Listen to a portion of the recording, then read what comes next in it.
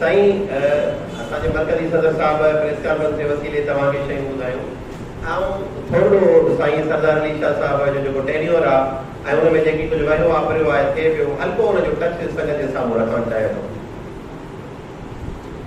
असांजी जेके डिमांड्स आहिनि उन डिमांड्स में हिकिड़ी शइ आहे इनिशियल अपॉइंटमेंट का कंफर्मेशन थर्ड पार्टी जे थ्रू, जंहिंमें ही असांजे जेको आहे सेक्रेटरी साहब अकबर लगारी साहब ऐं सरदार शाह हुनखे एग्री करे हिन ते लिखियो आहे। सखर हाईकोर्ट जो डिसीजन आयल आहे ऐं उन सिलसिले में सखर जो जेको डायरेक्टर हो दीदार हुसैन जलवाणी साहब, उहो सखर जे कुझु उस्तादनि खे इनिशियल अपॉइंटमेंट खां कंफर्म बि करे चुको आहे। तव्हां सभु वेल अवेयर सीनियर रिपोर्टर आहियो, तव्हांखे ख़बर आहे त हाईकोर्ट जो डिसीजन पूरे सूबे जे लागू हूंदो आहे। इहो असां वटि सरदार शाह साहब खे को इनिशियल इज़ाफ़ी जो क़दम नथो खणणो पए, उन ई कोर्ट जी जेका डिसीजन आहे उनखे वठी लॉ डिपार्टमेंट मां कराए असांजी अचे करे सघे थो। पर सुवाल आहे त इहा नियत आहे या कोन्हे, उस्तादनि जो मसइलो हल करणो आहे या कोन्हे करणो, सिर्फ़ु उस्तादनि जे लाइ बदशत ॻाल्हाइणो आहे, उन्हनि ते इल्ज़ाम आणणा आहिनि। उन खां अलावा नियाज़ भाई जेको सवाल कयो उनजो मुंहिंजो सदर साहब जवाबु ॾेई चुको।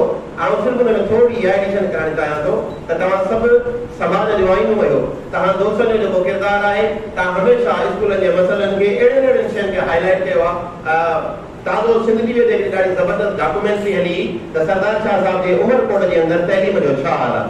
ज़बरदस्त डॉक्यूमेंट्री जंहिं सिंध टीवी वारनि आरसी ॾेखारी, मुख़्तलिफ़ ॿिया इदारा ॿिया दोस्त बि कंदा रहनि था त साईं सरदार अली शाह साहब 2 साल पहिरीं हिकिड़ो ड्रामो कयो हो।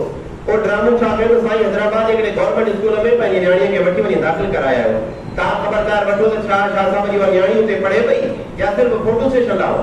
जेकॾहिं सरदार शाह चए थो पढ़ंदी सिंध वधंदी सिंध, त पोइ सरदार अली शाह साहब खे, उनजे डीओस खे, उनजे डायरेक्टर्स खे सभिनी जा ॿार गवर्नमेंट जे स्कूल में दाख़िल थींदा त यकीनन बहितरी ईंदी। बाक़ी जेकॾहिं सिर्फ़ु फोटो सेशन ई करणो आहे ऐं पोइ उस्तादनि जे लाइ इल्ज़ाम हणणा त इहा मुंहिंजे ख़्याल में इहो हिकिड़ो शर्मिंदा ख़्वाबु आहे जेको कॾहिं ताबीर न थींदो। इन खां पोइ हैदराबाद जेको आहे सिंध जो हब आहे। हाणे पाण अचूं था त 60,000 उस्तादनि जी भर्ती थी आहे। ॿाहिरां अॼु बि स्कूल बीना आहिनि, अॼु बि इलाही सारा मसइला आहिनि। छा थो थिए? हैदराबाद जे अंदरि डीओ ऑफिस जे बराबरि हिकिड़ो स्कूल आहे। ताज़ो गुज़िरियल महीने जे अंदरि सरदार अली शाह साहब जो जेको डीजी मॉनिटरिंग आहे उनजी टीम आई आहे, उनजी विज़िट कई आहे। तव्हां अंदाज़ो त लॻायो त 200 ॿार हिकिड़ो प्राइमरी उस्ताद पढ़ाए थो 5वीं क्लास। ही जॾहिं दौर आहे, इहो न आहे पॉसिबल।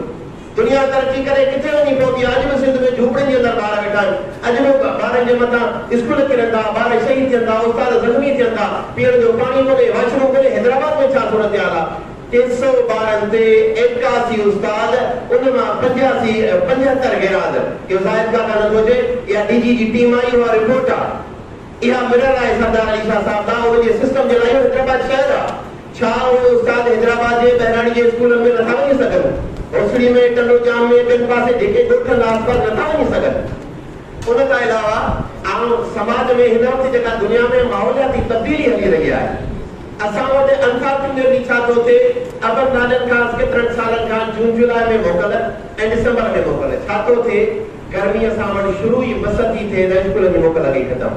सियारो असां वटि जनवरी में शुरू थो थिए ऐं साईं जिन जी मोकल दिसंबर में ख़तमु थी थिए।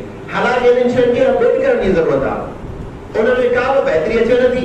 इहा एॾी वॾी ॻाल्हि त आहे कान का, जो जॾहिं ॾिसे थो शदीअ जी शिदत आहे, गर्मीअ जी बि शिदत आहे, पोइ मसइला था थियनि, पोइ इलाही सारा प्रॉब्लम्स क्रिएट था थियनि। इन खां अलावा लेटेस्ट एजुकेशनल पॉलिसी आहे 2021 जी।